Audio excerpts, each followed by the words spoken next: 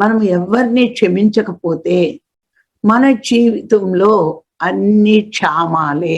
క్షామం అంటే కరువు.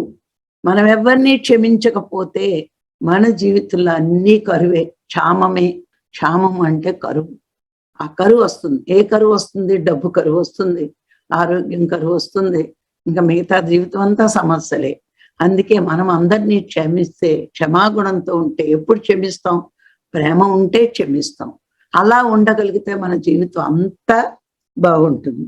ఈ క్షమ ఎప్పుడు వస్తుంది అంటే మన జీవితంలో కష్టాలు వచ్చినప్పుడే మన క్షమ అనే గుణం పెరుగుతుందట.